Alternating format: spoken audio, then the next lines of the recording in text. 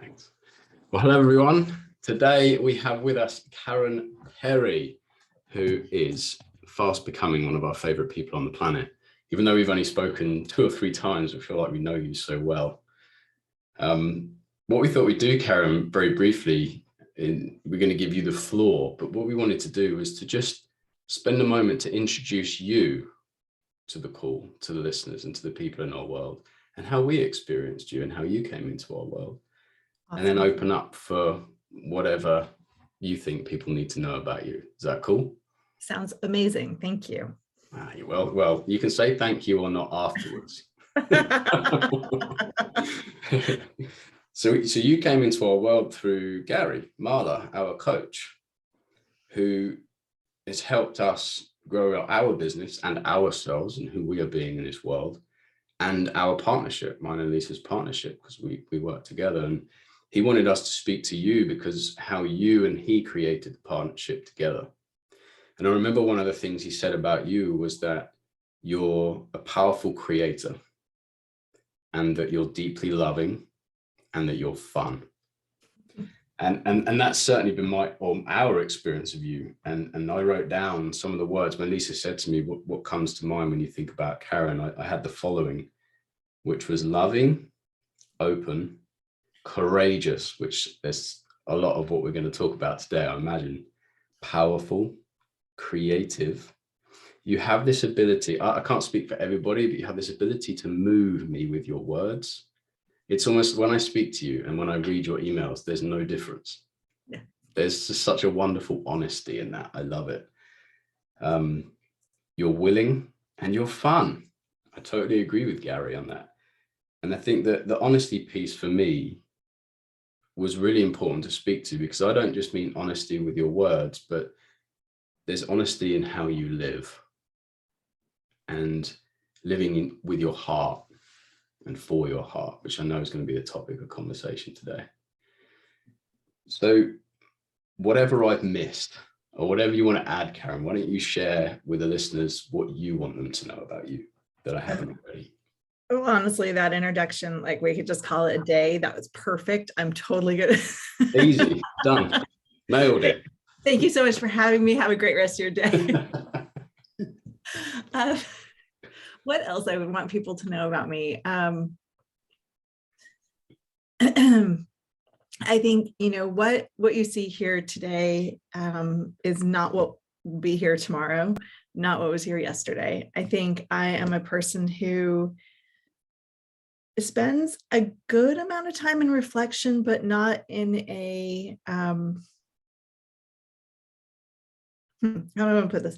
I'm a person who is constantly looking for growth and expansion, which I think you probably said in one way, but I think I represent growth for a lot of people. And so I'm like loving the plants behind you, and I'm wishing I had more of my plants are actually above me, and so you can't see them behind me. But just like with plants, I am a person who's like, okay, I see the possibility.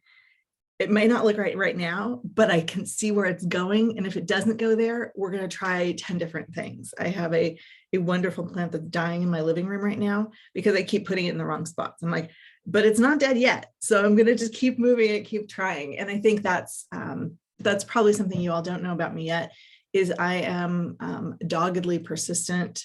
And I really do have a very, very strong, I want to find the right word, just a really strong connection to my own inner voice, which is a cultivated practice.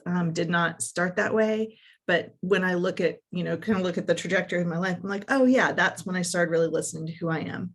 And that's when I started seeing that the way I am is, I don't have to be like everybody else. In fact, it's better if I'm not like everybody else to be happy, content, successful, whatever it is. Karen, we could literally just dive straight into that for days. So I'm with Sam on everything that he shared. And just what you said there around like following this inner voice. I want to draw that out of you, because I know we bump into a lot of people, not just coaches, but people who hear the whisper and choose to ignore it, don't do anything with it, kind of like look the other way and go about their entire lives like that. So, and I know you shared before we hit record around, oh my gosh, like the amount of times I tried to be what I thought that people wanted me to be or do it that way, and I couldn't figure out, why is this not working? So can you just speak to that a little bit about what it took to find the courage to follow that inner whisper? What had you be able to let go of the idea of needing to do it other people's way? Like, can you just share more about your whole experience, your journey? So I think, so I shared with you both before when we spoke, I had a challenging childhood upbringing. My father was killed in an accident when I was 4, and my mom had an undiagnosed mental illness. And so there's a lot of, I think, my personal story that other people might relate to, but not necessarily, where I was trying to hold it all together. And so there's this part of me trying to hold it all together, and trying to hold it all together meant very typically looking externally for, okay, here's what is supposed to happen. You know, if I, like when I was like 12 or 13 in middle school is what we call it here, I recognized that people got extra attention for getting straight A's. I didn't even know that was a thing to strive for. And so I was like, oh, I'm just going to get straight A's now. And so I did, up until I finished high school, you know, going into college. And then I was like, oh yeah, straight A's don't matter anymore. But it was something, so I think there's been a push-pull for me between sort of internal compass of, here's how to get somewhere I want to go, and here's what it looks like for other people, which I think largely can be very successful for people. But I'll tell you all the times it isn't, because when you look for how it works for other people, it denies like the whole, like basically the essence of your existence. Like, oh, okay, you know, this is a terrible example, but I'm like, you know, Sam's beard looks really good on him. I think I'm going to grow a beard. It's not going to work. Like if I say that's the look, like that is what success looks like to me, I'm going to like try as hard as I will. I'm never going to find that for myself authentically. And if I try, you know, if I tried, I'm probably sure I could find a way. It's just never going to look as good as Sam's. So the push pull of it looks good on someone else, maybe I should try it on, versus I actually think there's a better way of doing this.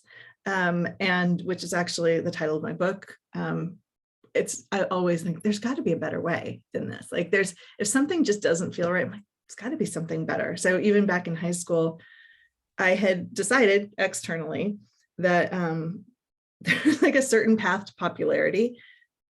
As a little analytical, that not how popularity works, but you know, I did my best.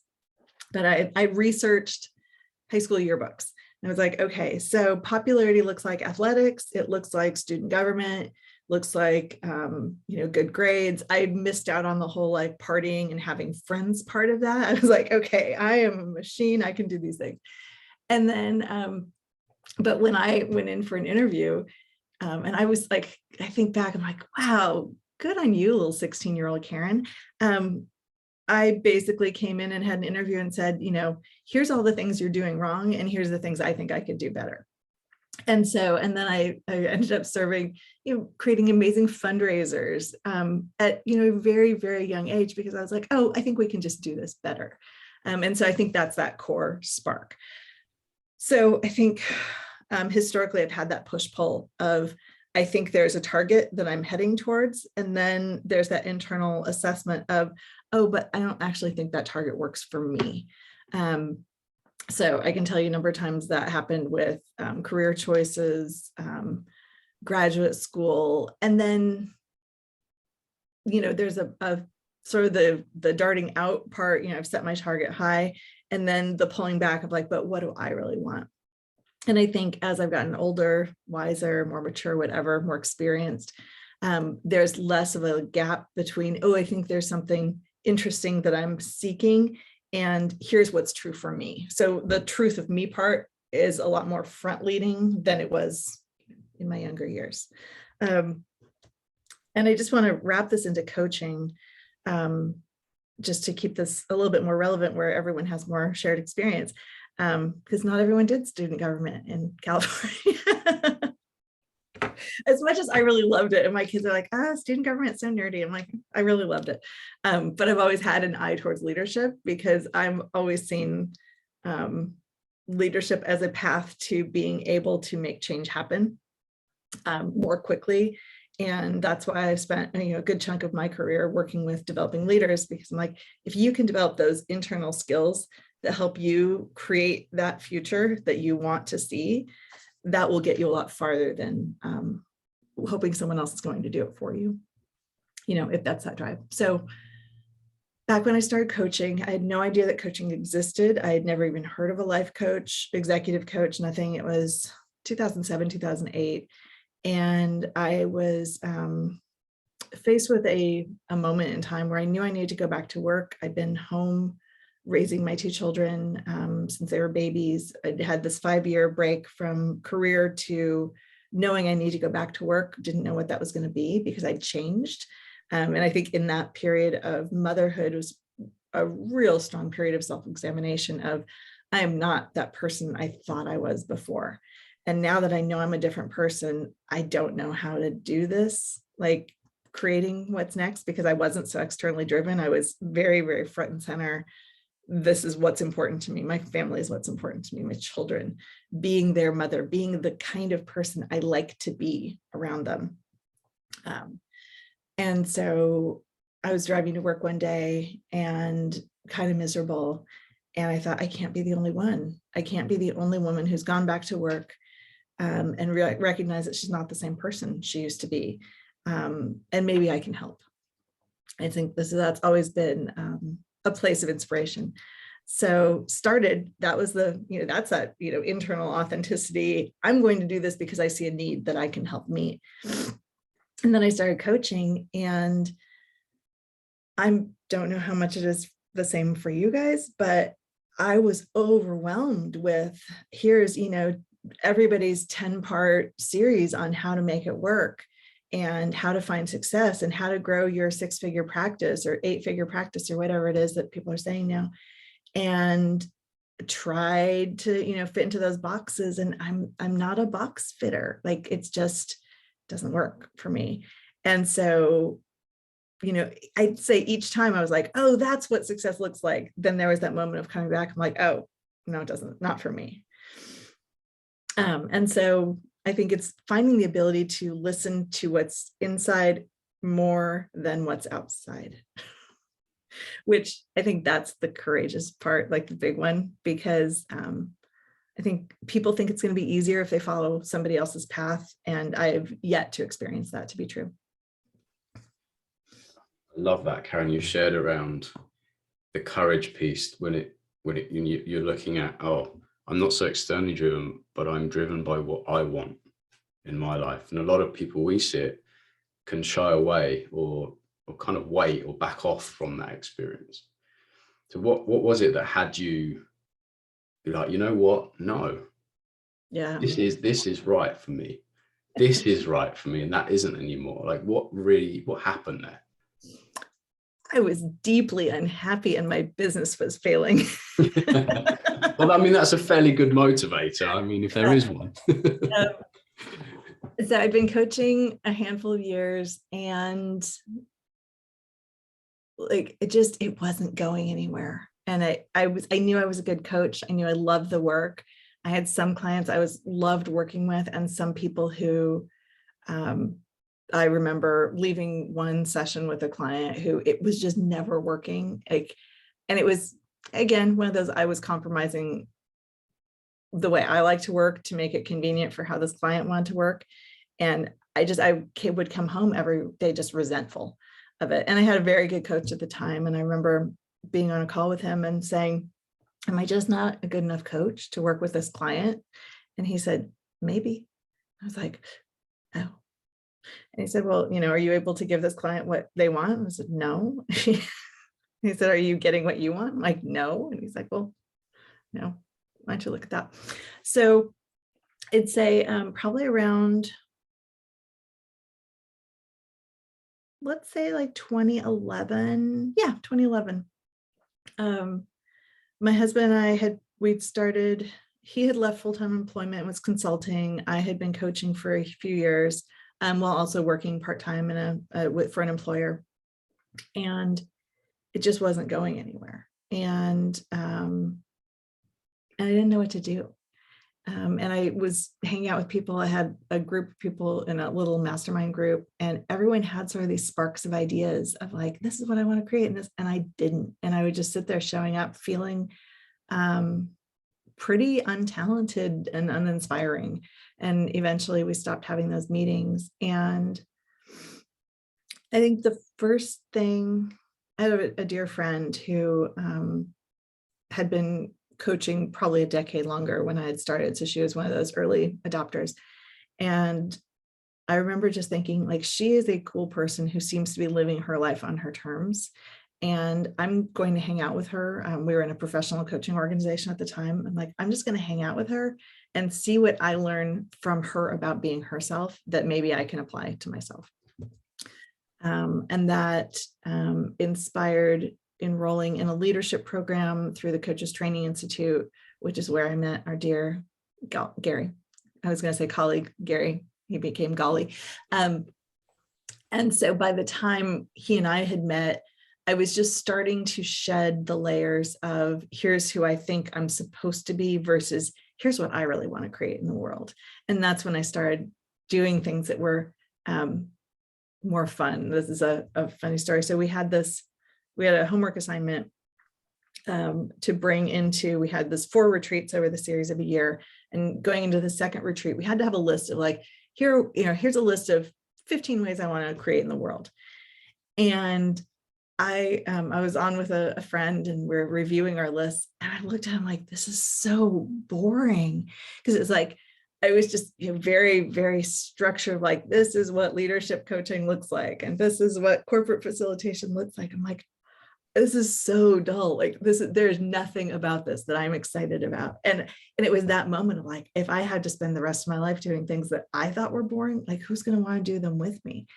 And so that's when I started having these like little tiny scratches to itch. And it was sort of like, well, what if I could teach leadership with horses? And what if there was a way to teach leadership on being a race car driver? And what if I got to learn to surf, and maybe that had something to do with it? And I think that key thing, because I had no intention of teaching leadership and surfing, I was just like, I want to learn to surf.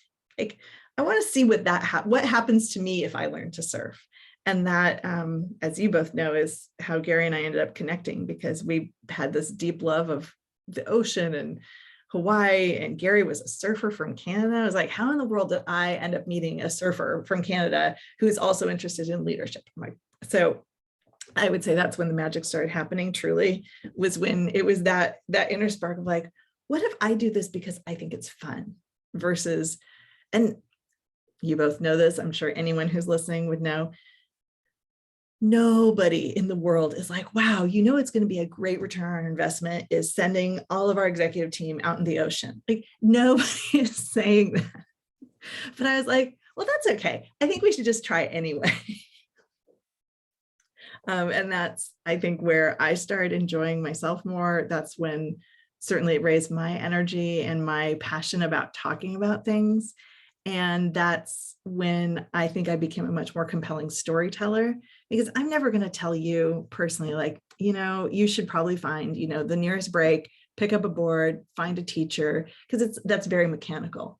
But I would say, like, what's the thing that you, like, since you were a kid, wanted to do but never have? What's the thing that you look at other people and go, ooh, like there's something over there, or like, what's that about? Like those things that just like build your inner fire. And so I would say that was definitely the biggest turning point, was when joy and fun started being a key motivator. And I think along the way with that, there's joy and fun and authenticity, because I will tell you now at this point, having done the race car event, teaching leadership, it was super fun. But I didn't ever want to do it again, because I realized that I like teaching in nature. And so that's why the work with horses and work in the ocean is much more meaningful to me. I can do a cooking, competition event. I just rather not, because I think that there's a lot more for people when they get out of the idea that there's a right way to do things. And I think that we learn a lot of that in nature because there's just so much that's unpredictable. And I think that people tend to think that predictable is going to be fun, easy, comfortable, safe, whatever. I don't find that to be true. I want to just slow this part of the conversation down, Karen, because I love what you're sharing. And I think that there might be people listening who have a huge amount of resistance. I would have been 1 year ago to like, hang on a second, you're telling me I can do what I want and what's fun and make money. Like, was it a success? Did you make money out of this? So there's some questions for you, but also what I really want to slow down so people don't miss is this wasn't I have an idea of what's going to be fun. It needs to look like this. I have to have it all figured out. What I'm of course I thought it was that way. Because I am really hearing like, I'm going to learn to surf for me and see what changes inside of me. Mm-hmm. So there was no guarantee, there was no certainty, there was a willingness to follow the whisper, follow the fun, and see what matched. And so can you say a little bit more about like, what was that like? I will just say thank God for Gary Mahler, because when he and I met, and it was funny because we were at complete opposite ends of the spectrum, because I was like, okay, we're going to have an agenda. It's a tight agenda and we're going to work through this, and this. And Gary would just look at me like, why would we do that? Like, and it was, I think at that point it was about learning how to trust that I didn't have to have it all planned out. But I would say I definitely fought against that very hardwired part of me that said, I need to have this figured out. I need to make this make sense to people. Okay, let me think. So first aspect of resistance I would address is that doing experiential leadership was not the core moneymaker in my business. And so I was not reliant on my experiment to fund my life. My experiment was my experiment. And that, I think people are like, how did you do that? I'm like, I never stopped having one-on-one clients, like ever. Like I've never not had one-on-one clients since I've been a coach. That is my bread and butter. That is the main, that is the biggest chunk of my income is one-on-one clients. And doing things with a partner that inspire me, that take me out of the box, that get people thinking like, how are you doing this? Why are you doing this? That helps fill the pipeline, because I'm living a more open life and a more interesting life to me. It makes me a lot more available to be a good coach, like straight up. And I think where I sit now is I don't actually need to turn my hobbies into businesses. Although currently, if you can see me behind, I have a bunch of clothes back here because I've decided that I need to open a vintage shop with vintage college apparel, because I'm like, I just think this needs to exist. Sometimes I turn hobbies into businesses, but not always. So I think that's the first place that people would be resistant. Second, I wouldn't recommend my path for anyone at all, ever, because I come from I'm in a marriage. I'm in a partnership with my husband. I'm also a partner in his consulting business. And so people are like, oh, I could never do what you do because, you have all the stable income. I'm like, yeah, absolutely true. Like if I were completely responsible, it would never work for me in my lifestyle to be completely responsible for every bit of income that came into my family, because that's not how my relationship works. My relationship and our family is based on really a very strengths-based approach. And I couldn't be me and be responsible for 30 employees and 50 contracts. Like it wouldn't work for me. And I think that's also something that I think there's a lot of noise in coaching around, having, following a formula or following a model. And to that, I'd say, like, if it works for you, great. I am a tiny fraction of what works because I know it works for me.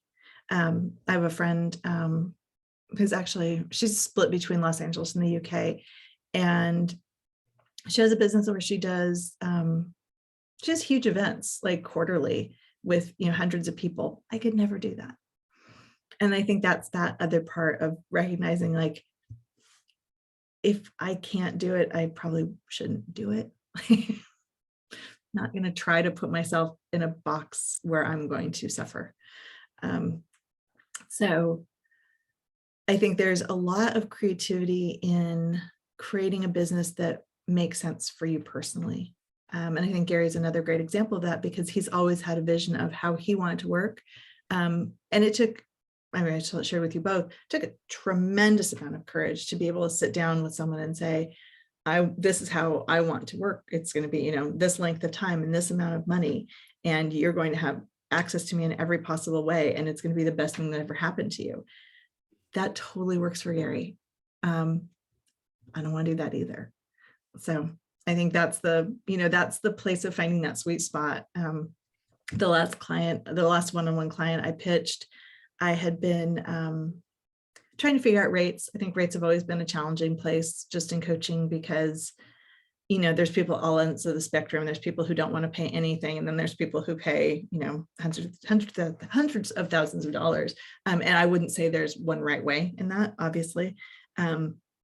But the last time I pitched a client, someone I'd worked with before, and I sat there and looked and I was like, okay, and she's like, well, what would it take to work together? And I was like, here's 10 different ways I worked in the past, 10 years. And I'm thinking to myself, okay, well, so the last client I had came in at this rate. I'm just going to double that rate, say it to her. I'm like, here's what I'm charging. And she's like, I'm like, here's my range. That range was, again, twice as much as I had charged the last person. She said, oh, okay. Well, she said, well, can we split the difference? I'm like, sure. So I'm like, I just made it up on base what I felt comfortable with. It's, is that a business model? No. Is it authentic to me? Yes.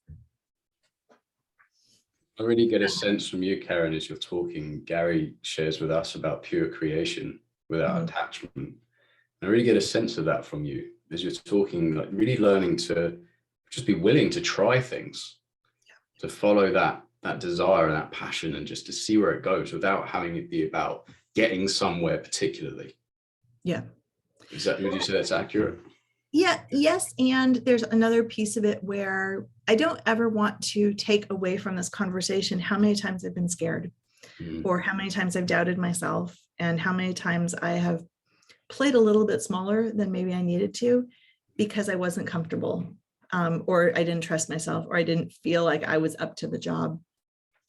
Gary and I have a client we both work with who, when we originally started working with her, I had just made up she was a perfect client for Gary, and that was that, like, very hands off. And he started exploring how he wanted to work with her.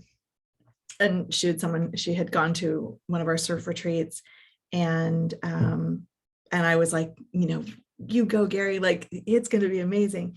And then I remember I was driving to an appointment out in Malibu, which is where we have our retreats, or had our retreats. And I'm sitting in the car. I'm like, I want to do this with him. I like that little voice in the back of my head. I'm like, I want to do it. I don't know how to do it. I don't want to offend him. I don't want to like overstep my bounds. I don't want to. And so like I'd sent him this text of like, okay, here, I want to do this with you. And here's what the part I think I want to do. And I'm like, in my mind, I'm like just waiting to be rejected. I'm like, no, sorry, Care, I got this one. Don't need you for that. Like, and obviously, that's not Gary. But I was like, I was so freaked out. And by the time I got to my appointment, I got this text from Gary. It was like, yeah, that sounds great. Let's figure out how to make this work. And so the client who is an apprentice of Gary's, who I spent a year just training her as a coach.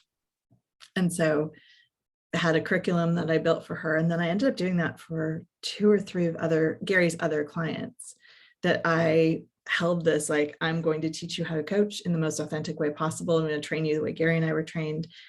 And then after doing all that, we had finished with our one client, and she wanted to keep working with me, because anytime it would come up with coaching, I'm like, gotta talk to your coach about that. I'm just your coach mentor. And so there was a certain point that I had to kind of get over myself and say, like, I actually do want to coach you. I am different than Gary. We all know this. And, and what I offer in my own way is incredibly important to your growth, which I never said. Like, I would never say that, but she knew it and she saw it, and she said, I want to keep working with you directly. And I was like, okay, well, let's just figure that out. Let's see how that's going to look. So yeah, I think a lot more creative in the moment, but also I'm sure you both have the same. Like, I have loved having a partner to bounce things off of. And I think that's one of the greatest things of our partnership and friendship, is that we really do look to help each other find that truth within ourselves, so that we're paying attention to not saying no to the things we really want to say yes to. Yeah. Because it's easy, because it's comfortable, because it's safe, because, like, it's just, it's just too far out there. It's not usually. I know you always speak so fondly of your partnership and your relationship with Gary, and he of you as well. Did you have other support? Like, what, because you've gone through so much change and growth. Mm-hmm. And did you have other support to help you with all of your kind of inner transformation and courage, or was it solely the partnership that had to elevate that journey? No, and I'm glad you asked that, because I don't believe that one person can solve every issue at all, ever. And I think that's something we always had to be careful of, is not being, well, actually, we didn't really have to be careful, because we always both had coaches. So, we had our partnership, we had the work with each other. I would say, so much of our partnership is a friendship that also has some business mixed in. I have always had some kind of external support beyond, family, friends, relationships. Very typically, I've had 2 coaches at a time, working with me on different things. Currently, in my current work, those 2 are a therapist and a spiritual teacher. But I've had probably for the last 5 years, I've worked with 2 coaches at a time. So yeah, because I think I like to work on different things with different people. And I like to play with, like, what I need to learn and how best to learn it. In my current spiritual work, I had to experiment with a bunch of teachers. Oh my gosh, I have to tell you guys a great story about this. Can we switch over to that for just a second? Hell yes. Okay. So you both know, earlier this year, I started listening to my inner voice again, like paying attention to things that were happening. And so I've always been a very intuitive coach.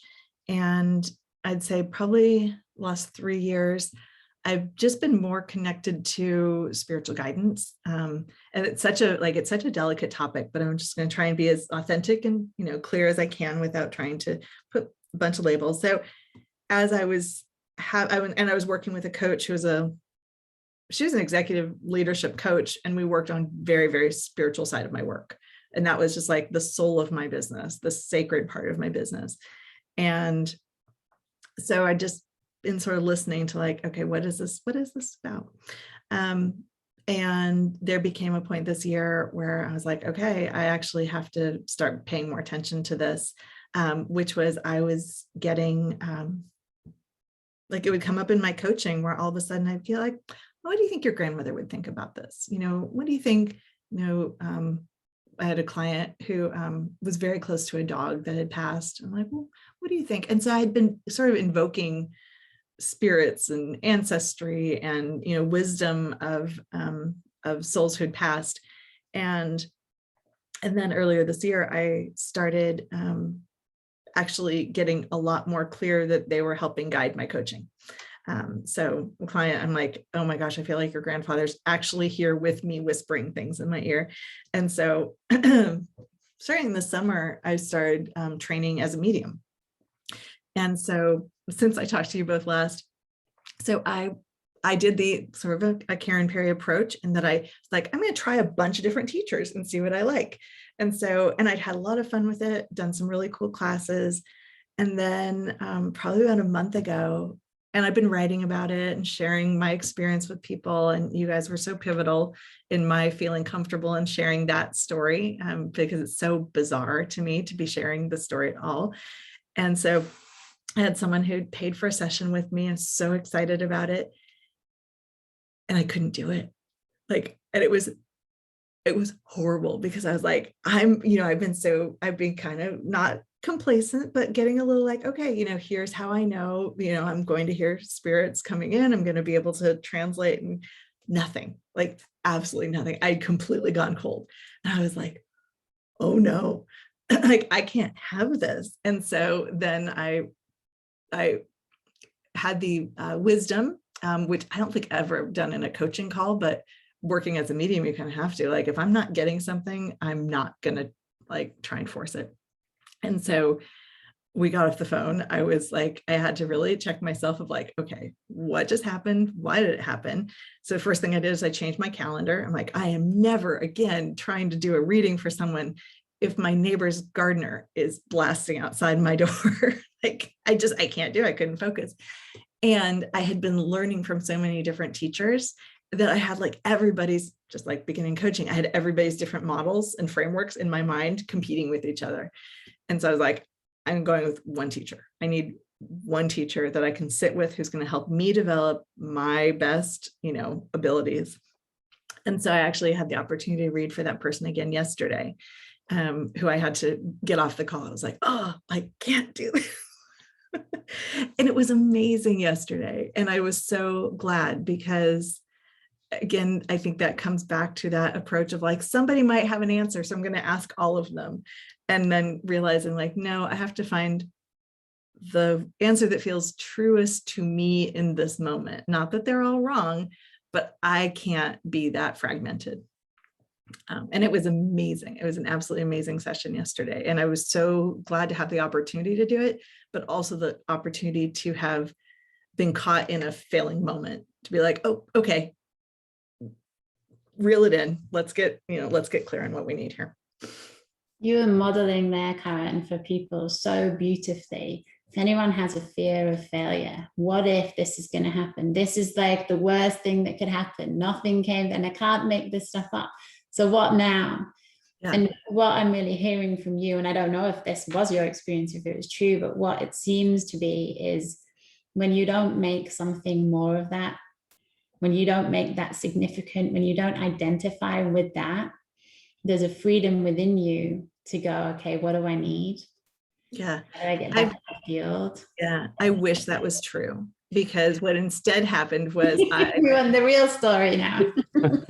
Yeah. What actually happened was I texted my girlfriend, who's also has amazing spiritual gifts. I'm like, I suck at this. I am the worst. You know what I said to her? I'm like, I'm just a muggle. Like, I'm not magical anymore. And she's like, you are magical. I'm like, I am not magical. Like, I completely dried up. I suck at this. And she's like, I don't think that's true. And it was great, because she's actually someone who I've known same length of time as Gary. And she and I have become very close, because we do share this other special gift, and she's also a coach. And she's like, I know it was bad. I'm not going to take that away from you. And she's like, but in my experience, you've always been spot on. So, give yourself a break, which I would have loved to have done. But instead I had to hash it out and, keep getting out from underneath my work is what defines me, which I've, always had to deal with, and come back to, okay, I'm going to try again. And I tried again a little bit softer, and I tried again with a little bit more scaffolding around me, so that I had more support where I didn't want to fail again. as hard as I felt like I failed in that moment. Now, funny enough, to no one's surprise, when I did read for this client yesterday, and I was so nervous about doing it. And that's kind of the last place you want to be when you're doing spiritual work, is up in your head. Actually, it's the last place you want to be. And I had told her, I'd just gone cold. Like I just wasn't, and she knew this, and I was, again, horrified in the moment. And she said, what's funny is you had said that you had gone cold. She said, but what I didn't tell you is that the heater had gone out in my house and it was freezing in my house. And I don't know if you were actually just reading how cold I was and how unable I was to sit. And I was like, could be. Like, absolutely could be. So back to not wanting to fail. I think I'm a great example of, I will fail anyway. Like no one wants to fail.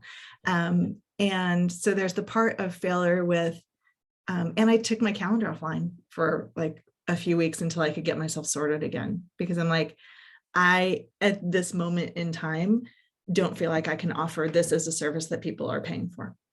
Like not until I get a little bit more confident.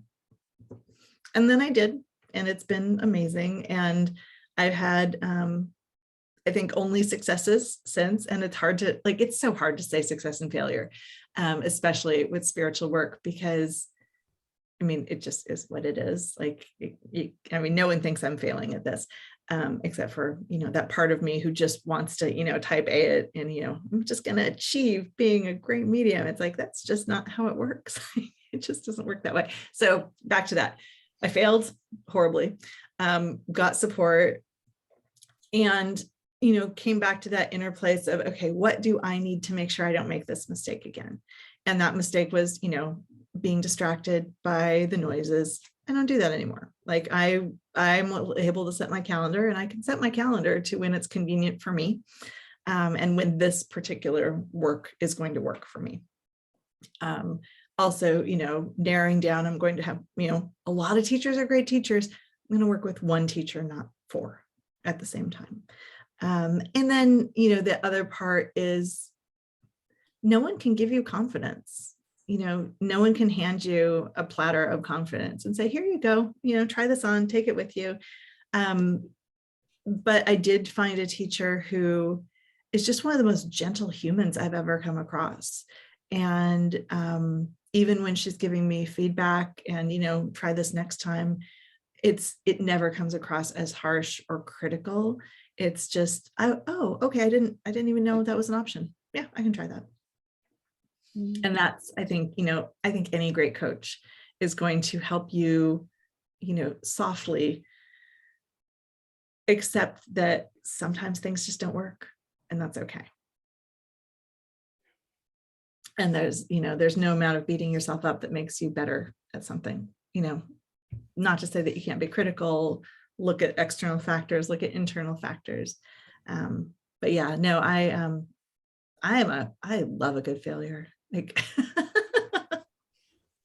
But there's so much gold in that.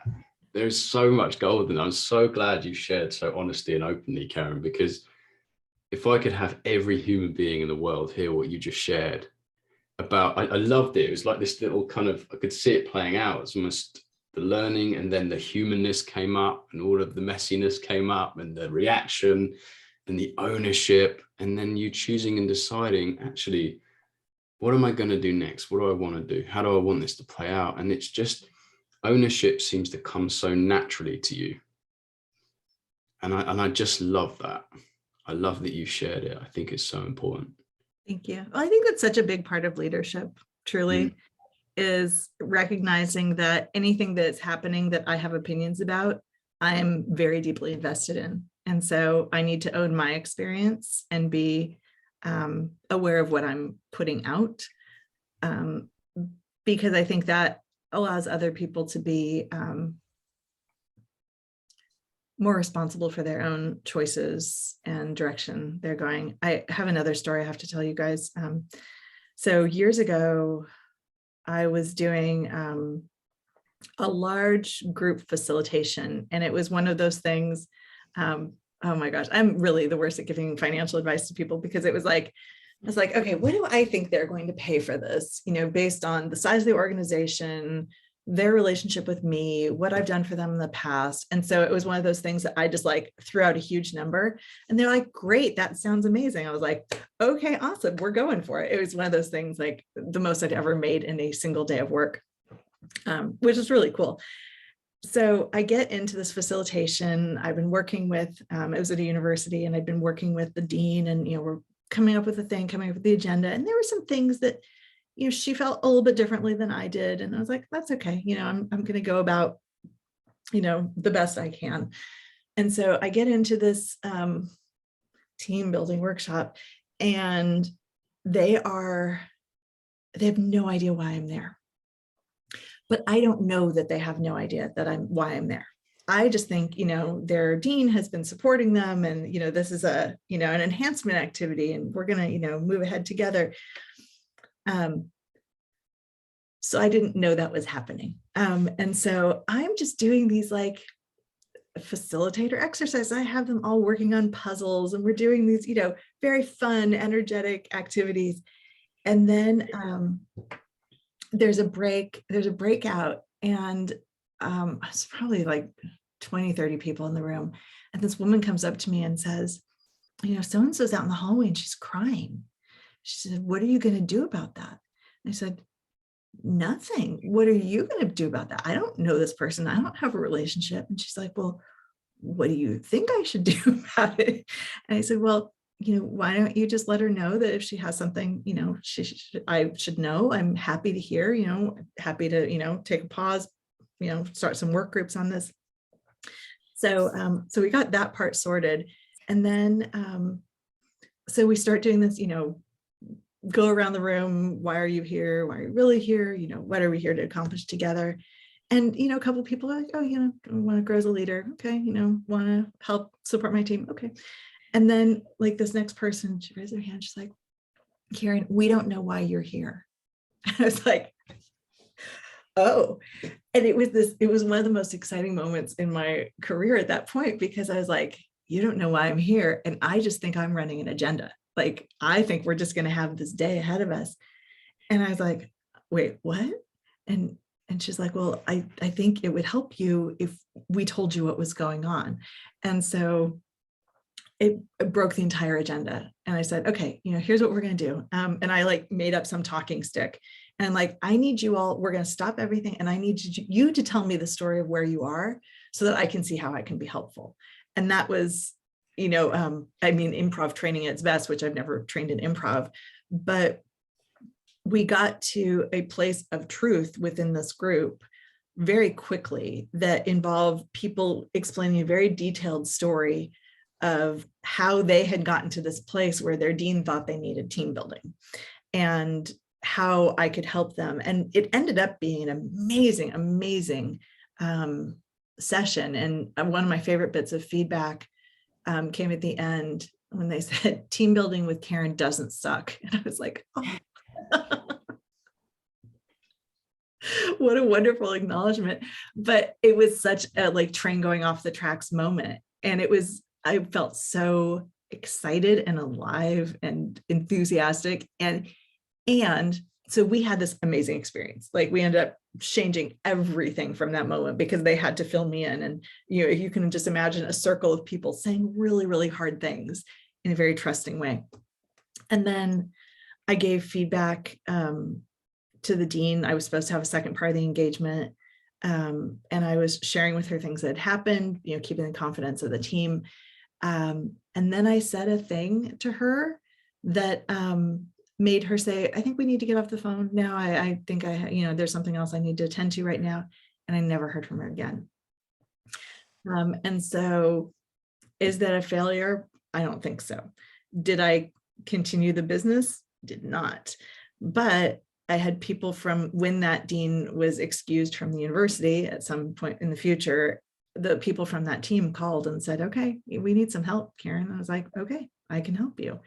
And that was one of the most amazing potential failures I could have had. And I think that's the thing, you know, in terms of not being attached to the outcome.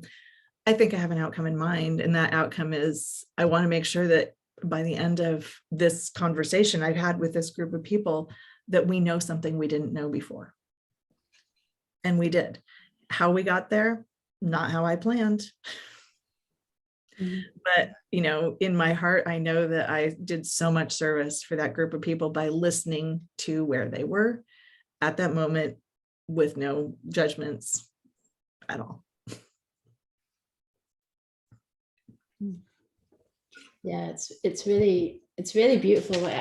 I just love how powerful a storyteller you are. I just want to say that, and like never stop sharing your stories, because that really just, I feel the aliveness in you when you're sharing your stories and your work through your stories.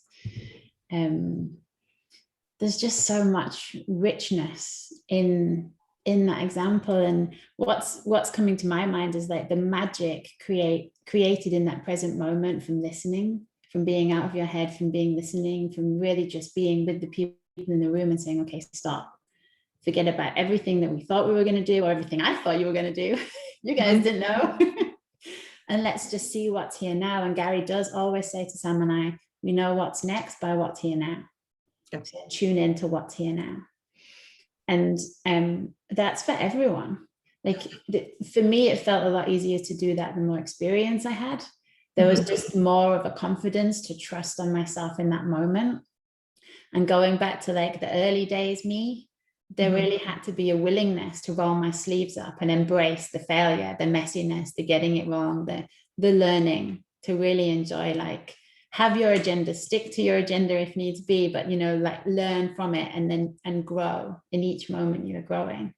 So yeah, thank you for sharing that with us. I mean, I can tell you so many stories of people who fired me, and some of them I'm like, okay, you know, I can see where maybe I didn't do my full part. But one person hired me and then fired me the next day because she felt I was just too kind and loving. I was like, if that's why you need to not work with me, that is fine with me. I'm like, you know, I'm compassionate for you that you don't think you deserve that. And, you know, I never said that, but in my mind, I was like, that's a fascinating reason to not want to work with me, because I'm unconditionally accepting. Okay. Yeah, you're too kind and loving and you don't suck, Karen. I put that on my Instagram. Team building with Karen doesn't totally suck. I was like, oh. And it was a hard-earned compliment from that group because they were so used to being talked over. And I think that's one of the best things about coaching. And I think, you know, if I were giving advice to a younger version of myself in coaching, I would say, figure out how much permission you need to give yourself and work that out with your client, because, you know, sometimes it's those hard things that we have to say. If we don't feel that we have the safety to say them, it's a lot harder to just be authentic. And I have a dear client who I've been working with now for 11 years. Yeah, 11 years we've been together. And I remember very early in our work together, a point at which I had to take a stand for something that she didn't know was important. And I was like, please just fire me. Like, if you're going to do that, please just fire me first, because I can't be your coach and let you go down that path. Please fire me. Just do us both a favor. Like, I can't see that happen. And it wasn't fire me because you're wrong. It was, I don't know how to show you how amazing you are if you can't see it. And if I can't show you how brilliant you are, please don't work with me. You know, if you can't trust me to show you how magnificent you are, truly, truly magnificent, just find someone else. And that was just one of those reality check moments. I've never done that with any other client, but this client, you know, we had the safety where I could say to her, we can do better than this. Like, but if you're going to do this, I can't. And you know, that risk built so much trust in our relationship.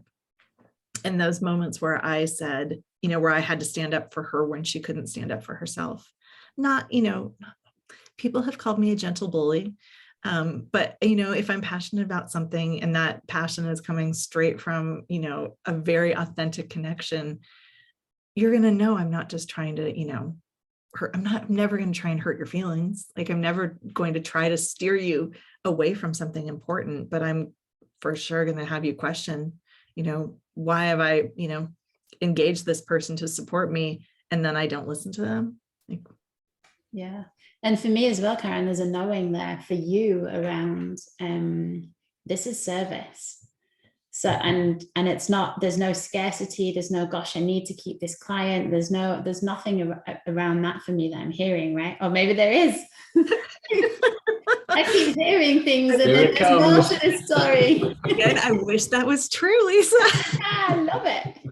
I was terrified for the first few years that she was just the best person I'd ever worked with. And I was terrified that I was not good enough and that she would fire me. Now we have obviously a very different relationship, but I was terrified that if I stood up in service that powerfully, that she would just say, no, I think it's for me. And when I'd start working with her, we'd started the engagement and I knew that she'd already fired coaches.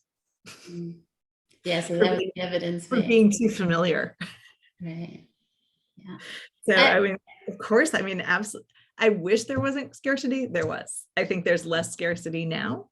I really try to, embody that place of, there is always enough to go around. There's always a right fit. There's always a right person. There are multiple right people. I wish that were true. Well, I love that it's not. I really do love that it's not, because this is the whole vision and purpose behind these conversations. We asked people to bring real, honest conversations around what it is like to grow a practice. And this is what you're doing, right? So it's like we get to see the version that we see in front of us today. And that is one of less scarcity, one of living service, one of bold courage. And here's what it took, guys. It hasn't always been this way. So I love that we're getting to see who you are today. And like you say, you'll create yourself. You'll be different even tomorrow, even in the next moment. And we also get to hear about the work that it took and the willingness that it took to be able to create yourself in that way. Yeah, I think, sadly, it's a good and bad thing about me, but I'm extremely critical / discerning, whichever way you want to do it. And so I'm finally attuned to this feels right, this doesn't feel right, which is one of the things that makes me a great coach, because I can hear something in a client's voice and say, why are you trying to convince yourself of that? I'm not even convinced of that.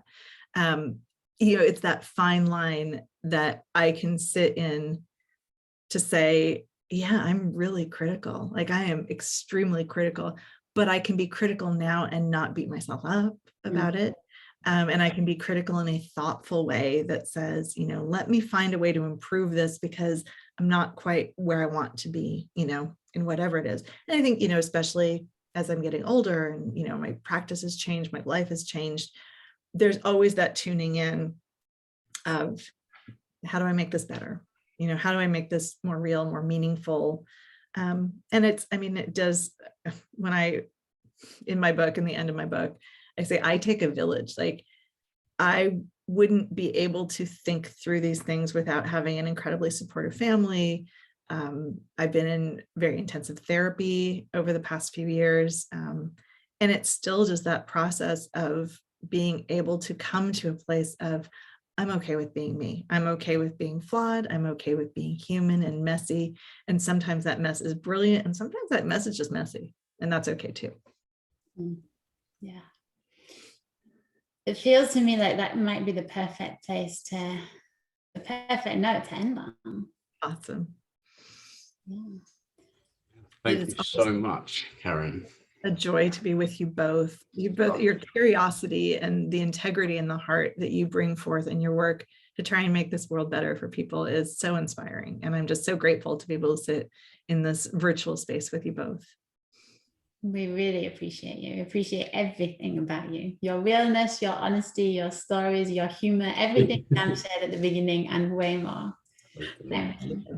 Remind us what your book's called and tell us how people can get in touch with you if they want to. Okay. So my website is karenpery.com and it's Pery with one R, which everybody always messes up.